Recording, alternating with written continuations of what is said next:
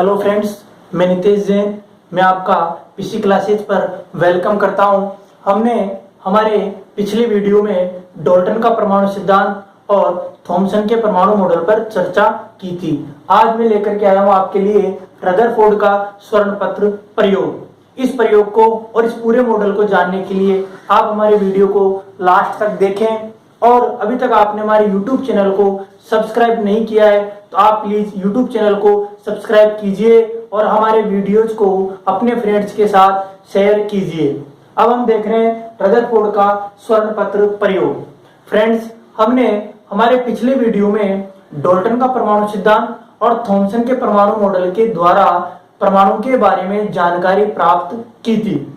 जब हमने थॉमसन के परमाणु मॉडल को पढ़ा था तो वहां से पता चला कि पूरा परमाणु एक धनावेशित गोला है। इसकी जानकारी करने के लिए रदरफोर्ड ने एक प्रयोग किया। क्या किया? रदरफोर्ड का स्वर्ण पत्र प्रयोग।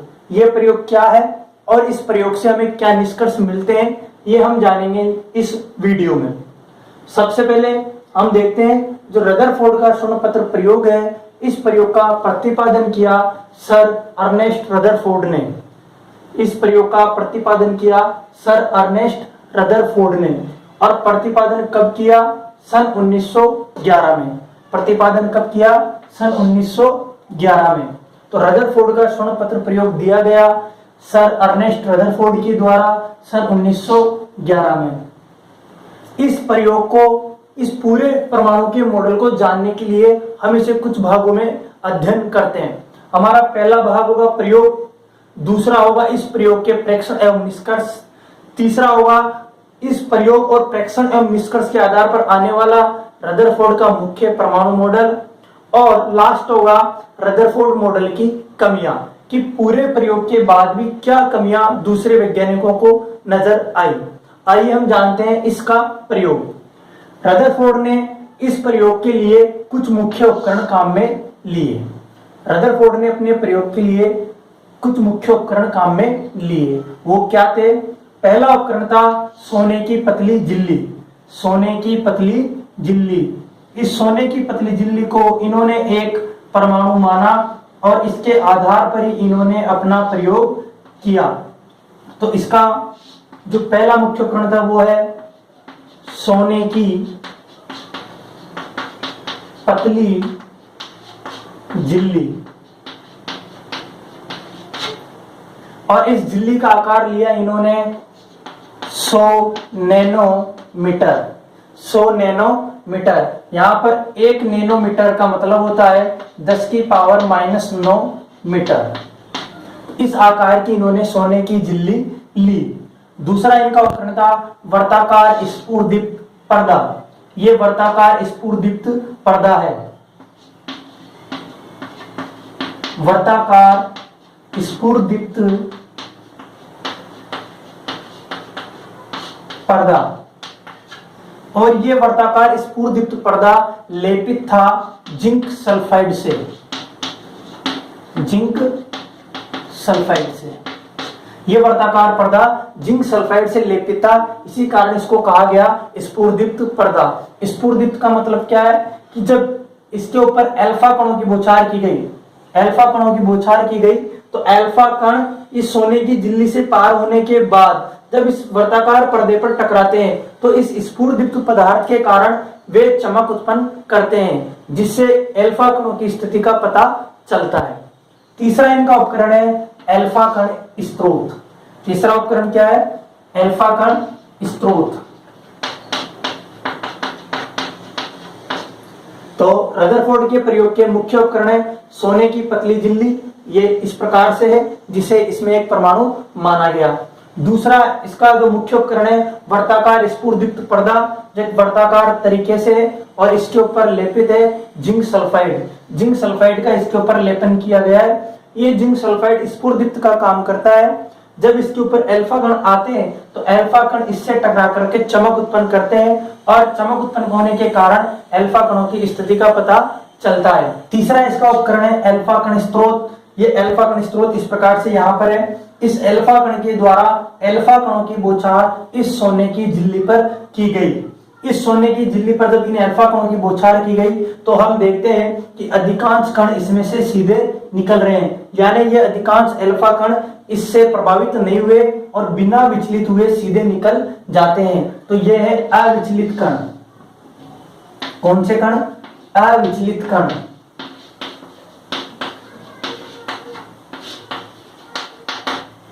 और कुछ अल्फा कण ऐसे भी होते हैं जो अपने मार्ग से विचलित हो जाते हैं, इन्हें बोलते हैं विचलित कण।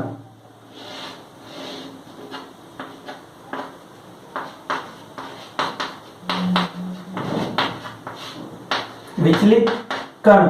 और एक अल्फा कण ऐसा भी होता है जो जाने वाली दिशा में पुनः लौट आता है,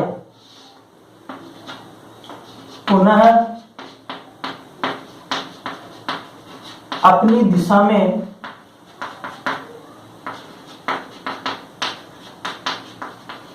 लौटने वाला कण।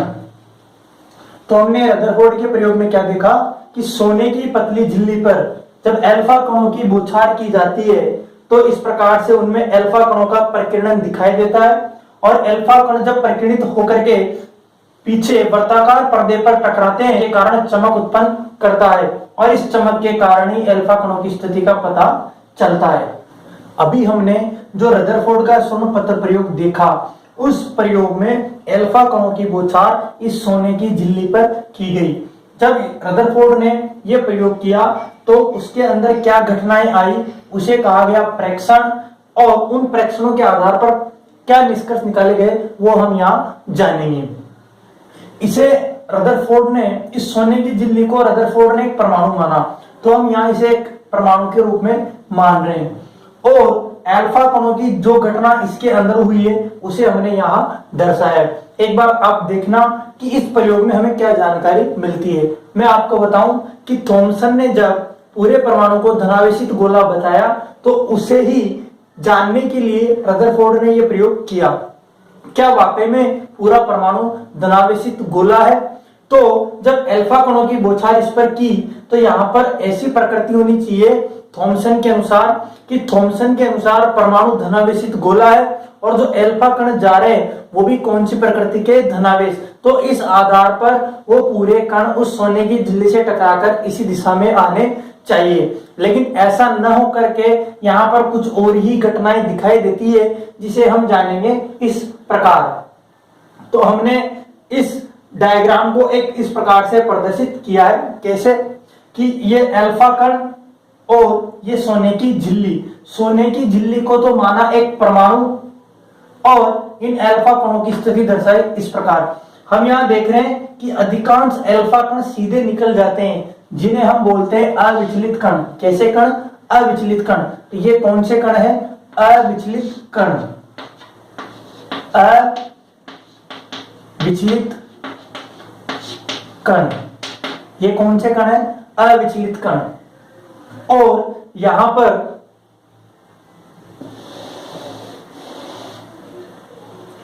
आप देखें कुछ कण अपने मार्ग से विचलित हो जाते हैं जिन्हें बोलते हैं विचलित कण। तो ये कौन से कण है? विचलित कण। और हम यहां पर यह भी देखते हैं कि 20,000 कणों में से यानी एक कण ऐसा भी होता है जो पुनः अपनी दिशा में लौट आता है, वो कण है ये।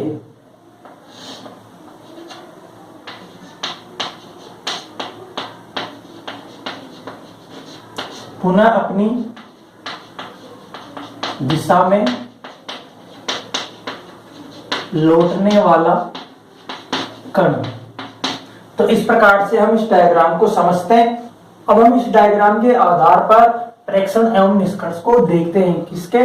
रदरफोर्ड का स्वर्ण पत्र प्रयोग। रदरफोर्ड के स्वर्ण पत्र प्रयोग में क्या प्रेक्षण दिखाई देते हैं वो हम जानेंगे इस डायग्राम के आधार पर, और इन प्रेक्षण से क्या निष्कर्ष निकाले गए वो दोनों बिंदु हम जानेंगे यहाँ पर। तो यहाँ पर इस साइड को लेते हैं इसके प्रेक्षण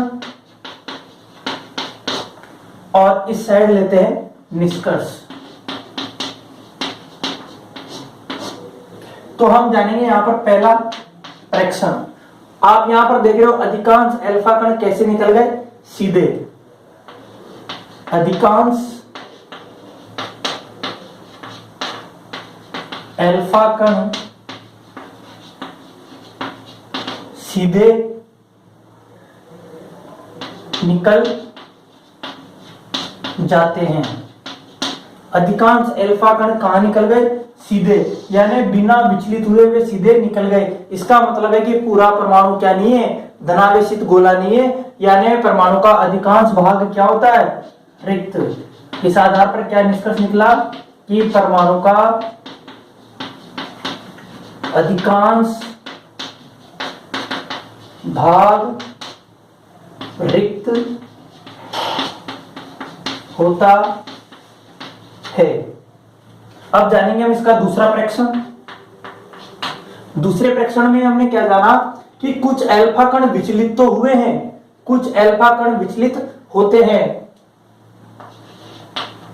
कुछ अल्फा कण बहुत कम कोण से विचलित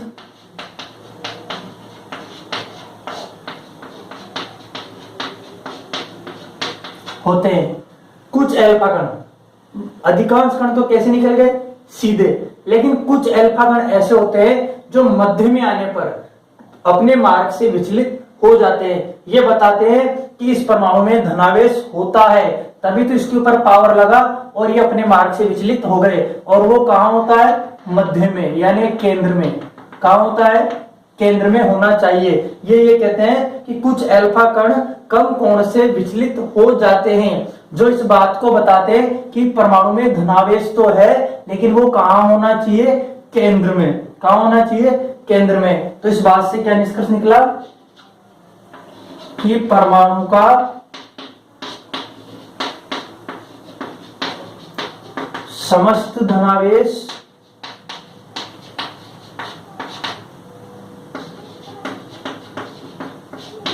केंद्र में होना चाहिए। दूसरे परीक्षण से क्या निष्कर्ष निकला कि जब कुछ अल्फा कण कम कोण से विचलित होते हैं तो वो इस बात को बताते हैं कि परमाणु में धनावेश तो है, लेकिन वो कहां होना चाहिए? केंद्र में होना चाहिए। अब तीसरा बिंदु है इसका। इसने अपने प्रयोग में एक अजीब सी घटना और देखी। इसने एक रेशो निकाला, एक अनुपात निकाला कि जब 20,000 अल्फा कणों की बौछार लगभग एक सोने की झिल्ली पर की जाए या परमाणु पर की जाए तो एक अल्फा कण उनमें से ऐसा निकलता है जो जाने वाली दिशा में पुनः लौट आता है। यानी उसके ऊपर इतना पावर लगता है कि वो जिस दिशा में जाता है उसी दिशा में पुनः लौट कर आ जाता है। 20,000 अल्फा कणों में से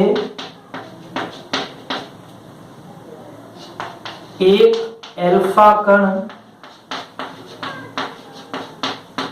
पुनः अपनी दिशा में लौट आता है। क्या बात बताई इसने कि 20,000 अल्फा कणों में से एक कण ऐसा भी था तो जाने वाली दिशा में पुनः लौट आता है। और ये बात बताता है कि वाकई में परमाणु का समस्त धनावेश कहां होता है? केंद्र में। ये क्या बताता है कि परमाणु का समस्त धनावेश कहां होगा? केंद्र में।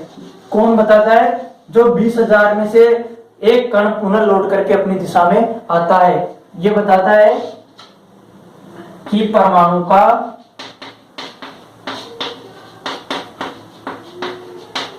समस्त धनावेश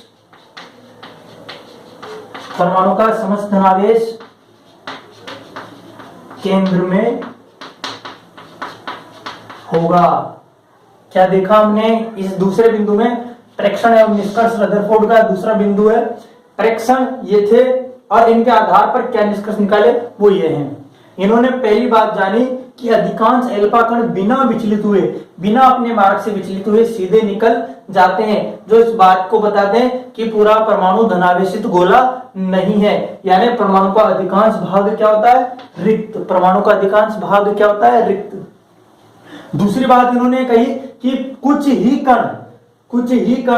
अल्फा कण कम कोण से विचलित होते हैं, जो इस बात को बताते हैं कि परमाणु में धनावेश तो है लेकिन वो कहाँ होगा, मध्य में, यानी परमाणु का समस्त धनावेश केंद्र में होना चाहिए। तीसरी बात, 20,000 अल्फा कणों में से एक कण ऐसा भी था जो जाने वाली दिशा में पुनः लौट आता है। क्या कहा इन्होंने कि 20,000 अल्फा कणों में से एक अल्फा कण पुनः अपनी दिशा में लौट आता है। इससे यह पता चलता है कि परमाणु का समस्त धनावेश कहाँ होता है, केंद्र में, यानी परमाणु का समस्त धनावेश क्या होता है, कहाँ होगा, केंद्र में। अब हम देखते हैं इसका तीसरा बिंदु, रदरफोर्ड का मुख्य परमाणु मॉडल। रदरफोर्ड ने अपने प्रयोग के प्रेक्षण एवं निष्कर्ष के आधार पर परमाणु को कैसा बताया वो हम जानते हैं यहाँ। इसमें देखते हैं पहला बिंदु, और पहला बिंदु ये कहता है कि परमाणु का समस्त धनावेश कहाँ होगा, केंद्र में। पहला बिंदु कहता है कि परमाणु है और इस परमाणु का समस्त धनावेश, इस परमाणु का समस्त धनावेश, और ये परमाणु का समस्त धनावेश कहाँ होता है, इसके केंद्र भाग में। परमाणु का समस्त धनावेश केंद्र भाग में होगा, और इस केंद्र भाग को कहा जाता है नाभिक। क्या कहा जाता है, नाभिक। कैसे समझना कि ये कोई परमाणु है तो इसका समस्त धनावेश कहाँ बताया, केंद्र में। समस्त धनावेश कहाँ बताया, केंद्र में, तो यानी इसे कहा गया नाभिक। क्या कहा गया, नाभिक। अब हम जानेंगे इसका दूसरा बिंदु, जो परमाणु है, जो परमाणु है उसका अधिकांश भाग, जो परमाणु है उसका अधिकांश भाग, यानी ये परमाणु है, इसका अधिकांश भाग क्या है, रिक्त। ये हमने जाना था कि अधिकांश अल्फा कण सीधे निकल जाते हैं, तो परमाणु का अधिकांश भाग क्या होगा, रिक्त।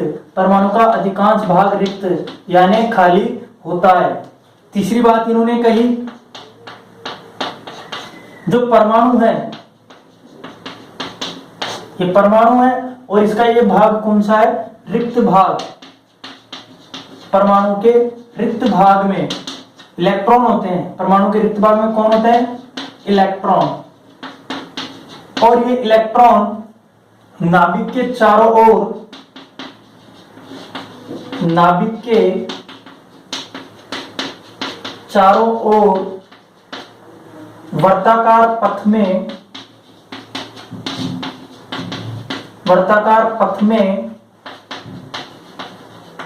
चक्कर लगाते हैं। कैसे कि ऋणावेशित कण है इलेक्ट्रॉन,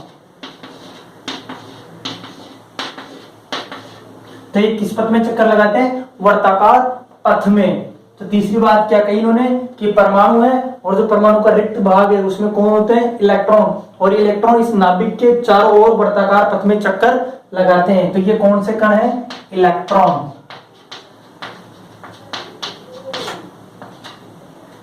अब हम जानेंगे इसकी चौथी बात, जो इसका फोर्थ पॉइंट है वो यही है कि जो परमाणु है वो विद्युतीय रूप से क्या होगा, उदासीन।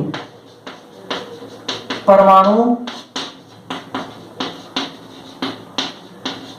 विद्युतीय रूप से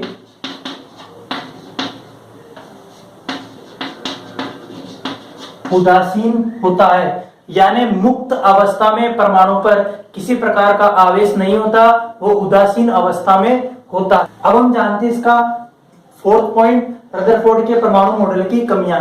यानी रदरफोर्ड ने जो प्रयोग किया और उसके आधार पर जो परीक्षण देखे और निष्कर्ष निकाल करके जो परमाणु की संरचना और परमाणु के बारे में बताया, उसके बावजूद भी इसमें कुछ कमियां दूसरे वैज्ञानिकों को नजर आई। वो कैसे, आप जानेंगे।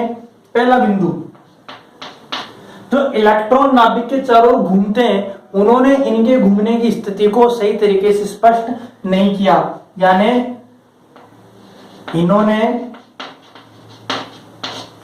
परमाणु में इलेक्ट्रॉन के नाभिक के चारों ओर घूमने की स्थिति स्पष्ट नहीं की। पहला बिंदु क्या है कि रदरफोर्ड ने परमाणु में जो इलेक्ट्रॉन होते हैं और जो इलेक्ट्रॉन नाभिक के चारों ओर घूमते हैं उनके घूमने की स्थिति स्पष्ट नहीं की। कैसे? इन्होंने कहा कि परमाणु के रिक्त भाग में इलेक्ट्रॉन नाभिक के चारों ओर वर्ताकार पथ में चक्कर काटते हैं। तो यहाँ पर एक अपवाद बनता है कि अगर मान लो ये नाभिक है और कोई ये इलेक्ट्रॉन है और इलेक्ट्रॉन इसके वर्ताकार पथ में चक्कर काटता है, तो जब ये चक्कर काटेगा तो इसकी एनर्जी में कुछ कमी होती है।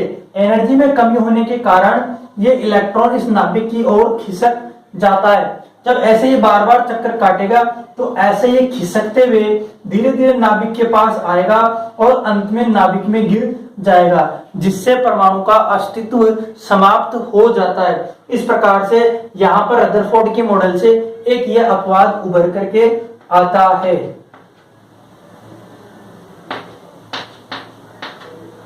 तो यहां हमने देखा कि इन्होंने परमाणु में इलेक्ट्रॉन के नाभिक के चारों ओर घूमने की स्थिति को स्पष्ट नहीं किया, क्योंकि अगर इनकी बात के अनुसार इलेक्ट्रॉन की स्थिति को ऐसे दर्शाया जाए तो इलेक्ट्रॉन घूमता हुआ इसमें एनर्जी की कमी के कारण वो धीरे धीरे नाभिक की ओर खिसकेगा और अंत में नाभिक में गिर जाएगा, जिससे परमाणु का अस्तित्व समाप्त हो जाता है, जबकि ऐसा नहीं है। तो यहाँ पर रदरफोर्ड के मॉडल की एक कमी यहाँ नजर आई।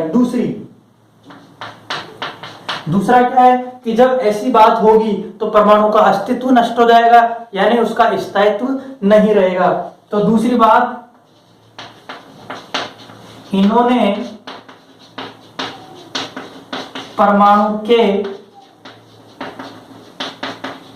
स्थायित्व को नहीं समझाया। रदरफोर्ड ने परमाणु के स्थायित्व को नहीं समझाया। तीसरा पॉइंट है कि रदरफोर्ड ने परमाणु में इलेक्ट्रॉन की संरचना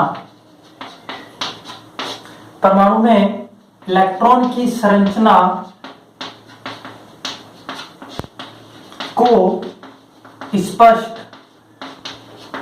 नहीं किया। रदरफोर्ड ने परमाणु में इलेक्ट्रॉन की संरचना को स्पष्ट नहीं किया, जो यहां पर इनकी एक तीसरी कमी उभर करके आती है। इस प्रकार से हमने रदरफोर्ड के स्वर्ण पत्र प्रयोग को जाना।